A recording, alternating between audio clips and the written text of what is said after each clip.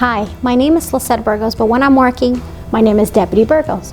I work for the Crime Prevention Unit, and I wanted to let you know that we're here to serve and protect you. But we also wanted you to know that we're human just like you. We feel, we laugh, we enjoy life just like you, and we want to make sure that we also go home to our families at the end of the day.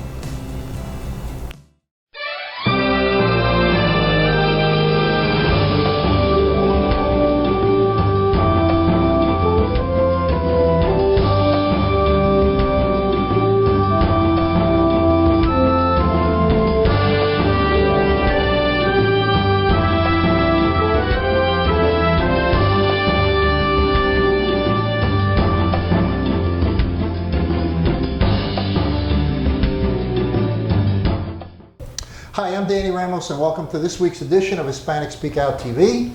And I'm here with Congressman Darren Soto. There's a lot of things going on in Washington with the transition to the new government, with Mr. Biden, President Biden, taking charge. And Darren has been very active in Washington, obviously, but he's also gone to the White House for meetings. Tell us about what's going on in those White House meetings in the first 3 months that President Biden has been taking over.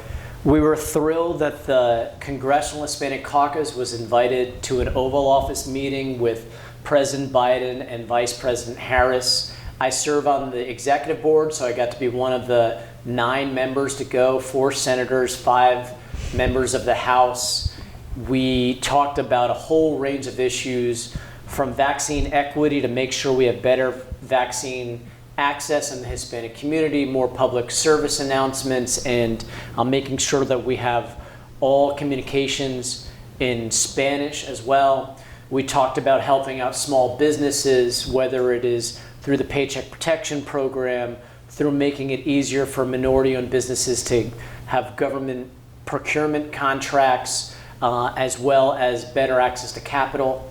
The issue I spoke specifically about was affordable housing, knowing that that's a huge issue in Central Florida. My asks were twofold. First, to consider extending the mortgage and eviction moratoriums, should we need to, for areas that are hardest hit, particularly tourism economies like Central Florida and Las Vegas. We were decimated during the Great Recession, so that was important, as well as in the American Jobs Plan to expand out Section 8 vouchers to be used not only for rent, but also now for mortgage. The president said he's considering extending the moratoriums for hardest hit areas, and he said he absolutely supports Section 8 vouchers to go to not only rent, but to mortgage, and that will make home ownership within reach of so many more folks in Central Florida. Okay. We also talked about issues at the border, as well as immigration reform, a few appointments to the administration, a lot of great issues. We're excited to have that opportunity. The moratorium on evictions, okay? Where does that stand right now? Is there a moratorium on evictions? Is there not? I'm talking geographically where we are. There is a national moratorium on evictions and foreclosures until the end of June. It's based upon the CDC's order, because it would be a huge attack on public health if we had a bunch of folks evicted during a pandemic. But as we saw in the Great Recession, our housing market was decimated. We saw values cut in half. We saw people's main nest eggs, even folks who didn't have any issues financially, see their main nest egg drop in half in value. We saw local governments have a huge issue with finances, state government, literally hundreds of thousands of Hispanic families out on the streets or facing foreclosure or eviction. We've learned from the past that we want to smooth that over. We put $51 billion, whether it's the CARES Act supplemental we passed in December, or now the American Rescue Plan that we just passed last month or so. That is enough money to really be able to save most of the people from eviction or foreclosure, but we need to do it in an orderly fashion. You can apply for those funds through your local governments. It goes from the federal government down to Orange County, to Osceola, to Polk County, to all the cities. So please look out on your city and county local government websites for notices, as well as on our social media pages, and you just apply locally, and that's where that money flows to. Okay. On immigration, which is a big issue with us, Venezuelans that are coming in, what's the situation there? Because I know, or I understand that they want an extended time, so can you explain it to the people? Sure. We had a huge victory for Venezuelan families. President Biden kept his promise, and within the first 100 days, granted temporary protective status for Venezuelans. That means that they can now apply for driver's licenses, for work permits, and they can now have a license to live here in the United States. Now, that is an 18-month period, but should the situation not improve in Venezuela, it will be extended. We've seen extensions for many years in certain communities, the Haitian community, the Nicaraguan community, El Salvadorian, among other TPS, that's been extended because the situation hasn't improved. So this is a huge issue. We have over 200,000 Venezuelans in Florida, many of them in Central Florida. Some of them are citizens and some family members are not. And then I got a major amendment into the Dream and Promise Act, which allows for Venezuelans who are here to get a pathway to citizenship should they live here for 3 years or longer and arrived on January 19th or beforehand, basically when President Biden took office. So that was an amendment I personally negotiated and got into the Dream and Promise Act, which gives a pathway to citizenship for Dreamers, TPS recipients, and now is in the Senate. So we really need Senator Scott and Senator Rubio to push these bills, otherwise those will never come to fruition. Let's talk a little bit about minority business construction. There is a massive amount of need in the construction industry. There are many undocumented people working in the construction industry. How do they get to work in the construction industry? They're here legally. I mean, is there a path to get work permits or some kind of documentation that they can legally work in construction? So first, we do have a bill we passed that would relate to farm workers under that situation. We passed the Farm Workforce Modernization Act, which allows for 5-year visas, as well as for those who've been in the United States for a long time, 8-year pathway to citizenship. The reason being, unlike Dreamers and TPS recipients, a lot of those folks did not continue to be here legally. So they get to the back of the line, but they get a pathway to citizenship. That passed the House, not the Senate. In the construction industry, we see huge abuses of 1099 labor and undocumented labor, and that is a big issue. We see a lot of Americans who'd want those jobs, particularly with regard to the I-4 construction or the airport construction. So the PRO Act that we passed out of the House would really rein in 1099 abuses, which would really enable many more Central Floridians to get to work on these construction projects with regard to a lot of these major projects.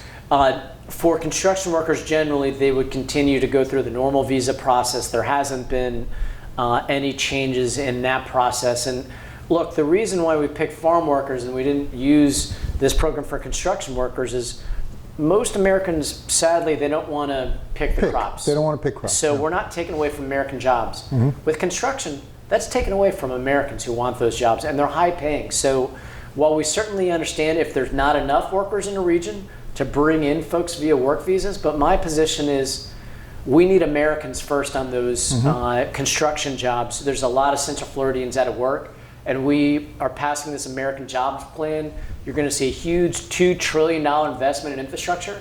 We want Americans to have those jobs. So I'm much more sympathetic to expanding the visa pool for farm workers. We want to really stress Americans and working as employees, not as 1099 workers that get very little training. Then there's all these loopholes for subcontractors and not have to pay for workers' compensation. And then if they get injured, there's no coverage. So the PRO Act would solve a lot of those issues. It passed the House, did not pass the Senate yet, though. There are situations that I've heard about in the community where contractors are hiring undocumented, and those undocumented are work for half the money. And then at the end of 3 or 4 weeks, when they don't need them, let's say they're doing a roofing job or whatever, they don't pay them. and the guys who actually worked are afraid to say anything because they're undocumented.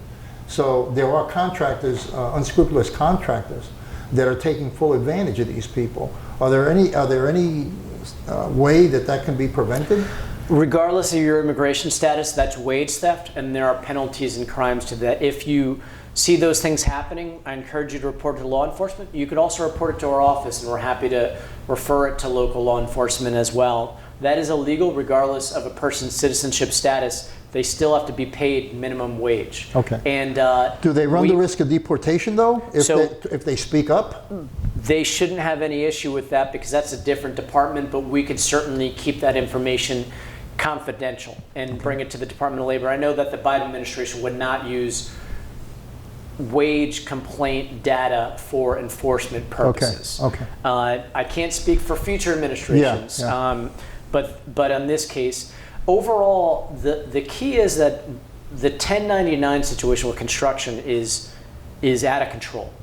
And we have a lot of say when it comes to major infrastructure projects, because that's federal dollars flowing down. It's much more to do with state law when it comes to residential, because it's not federal dollars going into it. But what we want to see is folks who are employees, who have workers' compensation, who are making at least a $15 an hour minimum wage or above, who are residents and citizens of Central Florida working on these deals. Where you'll see this become more and more of a reality is by first passing the PRO Act, but also as we work to get the Beyond I-4 Ultimate project. Right now we're in the I-4 Ultimate project, and we have a lot of issues of folks who are undocumented workers working there when Central Floridians should be the ones working there. We hope to have a project labor agreement and make it more friendly for local contractors and for unions to be able to negotiate to build the Beyond I-4 Ultimate project. And that will greatly enhance the chances of Central Floridians to work on it. We should be investing, as President Biden said at the speech to the joint session just this week, American tax dollars, buying American goods, and creating American jobs. And we can do that without violating any trade agreements, because this is our own rebuild of the country.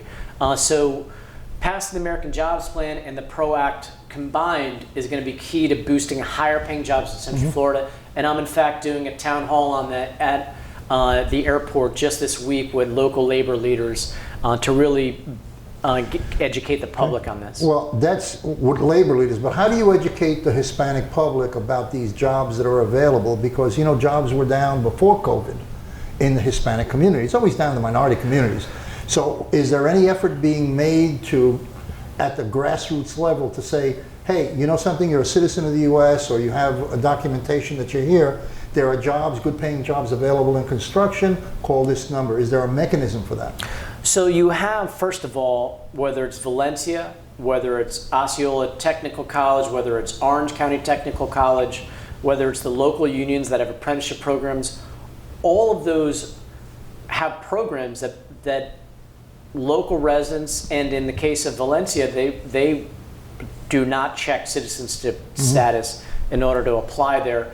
So you can develop these construction skills the right way, whether it's in our local colleges, whether it's our unions or our technical colleges. And then, look, we put all these projects out there on our website. We're on this show talking about it to the Hispanic community. The press highlights this a lot. Of course, there are official notices that are put out there. Not everybody sees those because they're not watching them. And we have, through a career source, when folks are seeking new jobs, and that's our federal dollars coming down to support retraining, they give you information on all those programs. So whether it's Career Source here in Osceola, which is in Kissimmee, or in all the different counties, they'll provide that. So who do you recommend? Let's say I'm a Puerto Rican guy, I have a construction background, I'm unemployed. Who should that guy call? Who should he reach out to specifically? What nonprofit? Career Source is the official subdivision of the DEO that has the contract that gets federal dollars to help place people. But you can also call your local unions, Valencia, Orange County schools, Osceola County schools. We literally have multiple ways you can do this, and they all get down federal money to do this. So it's up to you all to get the training, and many of these programs are bilingual. I know in the Poinciana Valencia campus, they have bilingual training for construction right in Poinciana. They have the same thing right down the road here. And they do more than just construction. They're teaching welding and mechatronics so people can work at Cape Canaveral in the space program. People need to take the initiative. The money's there, the programs are there, and we try to get the word out as best we can, but you need to take the first step from there. Okay. Another question that I had from a minority contractor, you know, he's not a little guy, but he's not a big guy. He's in between. He can do a bond for up to 25 million. And one of the things that he runs up, they have two companies, one that does residential, one that does more governmental commercial. One of the things that he runs up against is he gets offered subcontracting work from the big guys. There's about 8 big guys. Those are the guys that get $500 million contracts. Not anymore. No? But let's continue on the question. When you say not anymore, what happened? So there's a huge difference in philosophies between Republican and Democratic presidents on federal contracting. Every time we have a Republican president, they just give out one major bid to a major company, and then that company handles the subcontracts. They steal most of the profits, not steal, but they take most of the profits, and then they give barely above the cost of doing the project to all these subcontractors. Democratic presidents bid out subcontracts. We don't let the big guys just have the contract by themselves because they constantly hurt the smaller ones. Has that filtered down to the local level already? It's for federal contracts. For local contracts, you got to talk to your county and city commissioners. Okay. But so for instance, building a building at Cape Canaveral for the space program, or developing a road at the VA, or any of these other projects, we have now up for bid both the full contract to manage a project as well as subcontracts. So there's a huge difference. And people don't know this. They don't vote on this all the time. But there's a huge difference. We're going deep now. We're going deep. So under the Biden administration, that contractor, that Hispanic contractor with a $25 million bond, in any major project is going to have a chance to bid on subcontract work and have a chance to get it.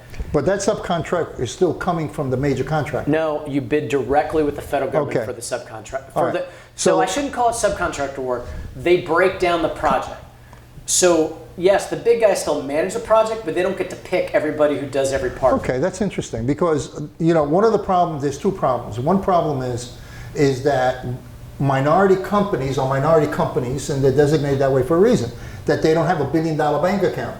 So to find someone that can do the bonding up to $1 million, $5 million, $25 million, and of course these contracts require bonding.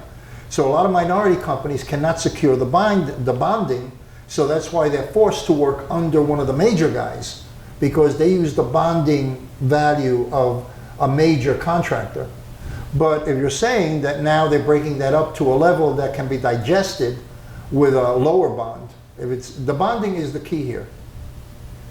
Absolutely. We're unrigging the system. Okay. And we are dedicated to giving opportunities to small businesses, to minority businesses, and this is a big difference in philosophy. We believe that the government should be more proactive in these things to make sure it's a fair, level playing field, because otherwise you have a large company that gets the contract, takes most of the profits, and leaves small businesses barely getting by, and a lot of them, the margins are so thin that if they have one little issue, now they're losing money. That's a big complaint. That is a big complaint. And then they're out of business. And once you screw up a government contract, you're probably not going to get another one again. Okay. So it really sets up a lot of small businesses to fail. I'm proud of the model that the Biden administration is putting back in, and we're happy to work with local contractors on the rules of the road. I would like you to, if you have to look into something that has to do with subcontracting by major contractors. Now, one of the complaints that I get, and I got it in the office last Wednesday, I had a couple of contractors there, and they said that they get subcontracts from the big guys, right? So they get a job, you know, $5 million, $2 million. And those are existing contracts that were already awarded already.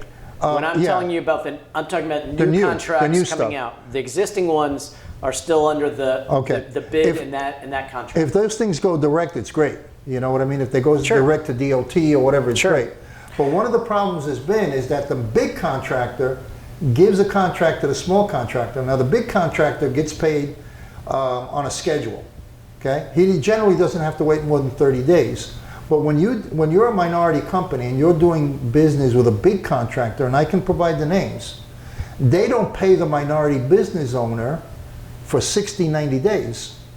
But then they offer the minority business owner a factoring company that they can borrow the money at several points in order to keep themselves afloat. What a racket.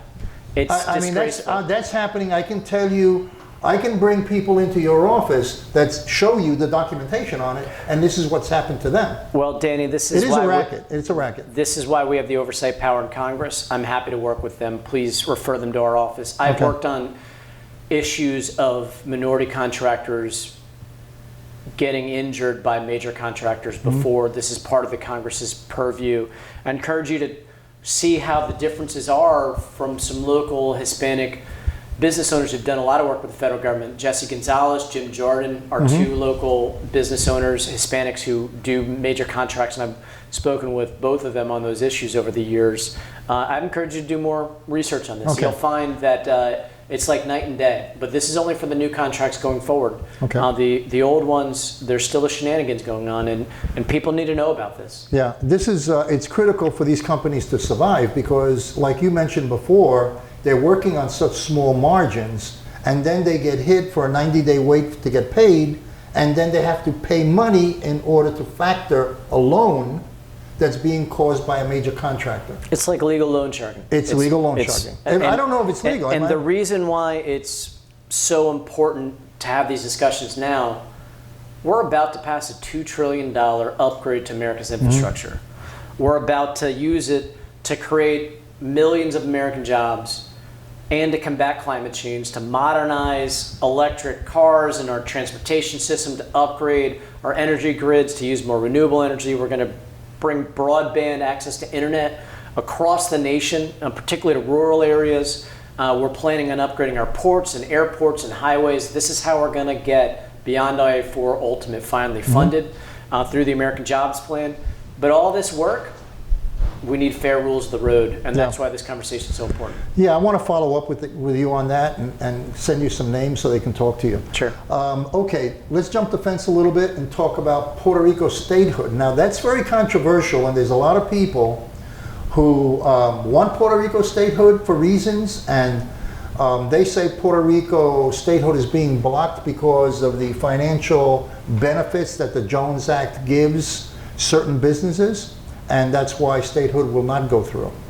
That is not true. Okay, so go ahead. As the sponsor of the bill, I could speak from a pretty knowledgeable perspective. Let me break it down for you. So we saw Puerto Rico vote in November, 52.52% in favor of statehood in the yes or no referendum. That was a simple ballot question on a general election high turnout ballot, which is important because those have been some of the criticisms of the past. The ballot was too complicated, not enough people. Everybody was going to show up, showed up. This is the big election they have every 4 years, and they voted. Because they voted yes by a majority, I filed the bill. If they didn't, I wouldn't have filed the bill. This is about democracy. But who's stopping it? Let me go through it. And so you have then a competing bill. My bills with Jennifer Gonzalez Colon, the resident commissioner of Puerto Rico, and many others, including the entire Florida Democratic delegation, and several of the Republicans from Florida, who have all signed on to it. So Florida's key. You have another bill coming out of really New York that's trying to create a convention, and they're going to debate all these different statuses, and we're concerned that would be a delay because the Supreme Court's been clear. There's only 3 choices. You could be a state, a territory, or independent. There's no such thing as enhanced commonwealth or some of these things they're arguing about on the island. So that's one faction of opposition. There are folks on the island that want it to be an enhanced commonwealth. That is not a thing. It's not in the Constitution. And so we're worried they'll do a convention, come up with all these demands, and nothing will happen. It'll just cause delay because Puerto Rico be a territory, and the territorial status has failed. Hurricane Maria, the PROMESA budget cuts, coronavirus, earthquakes, economic recession, these things all demonstrate. And Puerto Rico had 11.8% population loss in the last 10 years, more than any other place in the nation. They had the greatest population loss. So these are all red flags. What's stopping it is more a disagreement about the future. I don't have any companies lobbying me or anybody else who's on these bills to stop it. So it's not coming from, I hear all these conspiracy theories, it's big business, or it's the pharmaceutical company, or the finance, or the billionaires on the island, or the Jones Act. It's none of those things. It's really a dispute among citizens on the island and also in the diaspora. The diaspora, we're facing a whole different type of opposition. You have Puerto Ricans living in states who want independence, even though less than 8% of folks on the island want independence. Why? Because they value being American citizens. They value serving in the military, and they pledge allegiance to the flag. They pay federal taxes other than income tax, and they receive billions of dollars in federal funding. So they're not stupid. We're not passing all these immigration reforms because people don't want to be American citizens. It's a covenant aspect. So you have some folks pushing their members of Congress to try to hold off from statehood so that one day maybe the island can be independent, even though they're in states enjoying full rights. And so you have this independence faction on the mainland, you have this Commonwealth, enhanced Commonwealth faction, which isn't a thing on the island, and you have statehood with a narrow majority. The good news is we just had our first hearing on it. The first hearing on an actual statehood bill in the history of the Congress. We had it several weeks ago in the Natural Resources Committee. I serve on that committee. We had a great presentation. We heard about both bills, the convention bill as well. And now the next step is to hear from the Biden administration about their opinions on both bills. And then we may even be able to do a slight compromise in that my bill creates a binding referendum. It's a statehood yes or no question, but there could be a compromise where we include all three statuses, provided a plurality wins, because we have to get to a solution on this. But the opposition is coming from Puerto Ricans on the diaspora and on the island. It's not companies who are trying to stop us. Republican opposition? Because if Puerto Rico becomes a state, that means 2 U.S. senators, which will probably be Democratic, affiliated with the Democratic Party, and possibly 4 or 5 congressmen who will also, what Republicans fear, is that they will also be Democrats. So first of all, it's bipartisan in the House. So Jennifer Gonzalez-Colon is a Republican, the governor is a Democrat. They're both statehooders and in the same party down there. And we have, I think, over a dozen House Republicans who are on the bill, along with many Democrats, including the majority leader, Steny Hoyer. So it's bipartisan in the House. In the Senate, we face more partisan issues.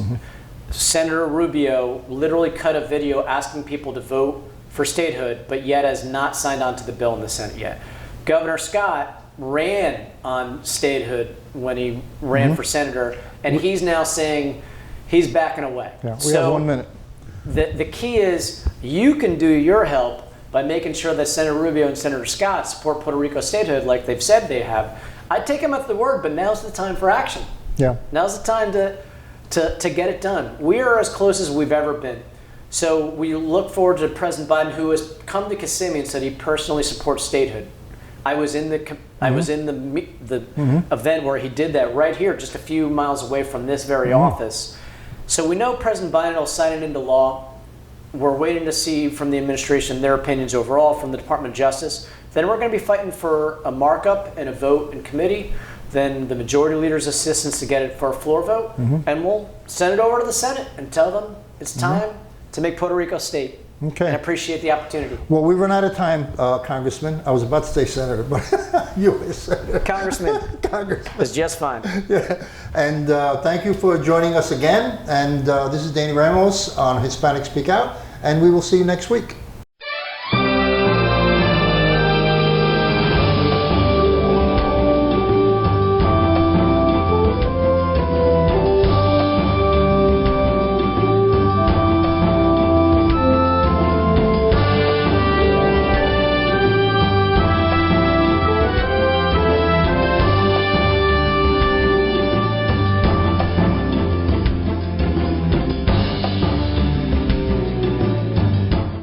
Couldn't believe her. She is the child I am for. I am a volunteer child advocate. I am you. Florida residents call toll-free 866-341-1425.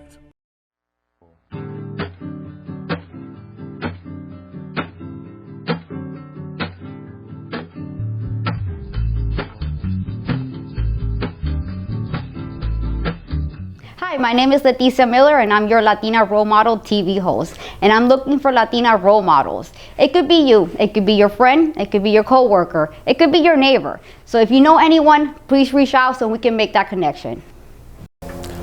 Hi, my name is Major Jacob Ruiz with the Osseo County Sheriff's Office. I began my career in law enforcement in 1999.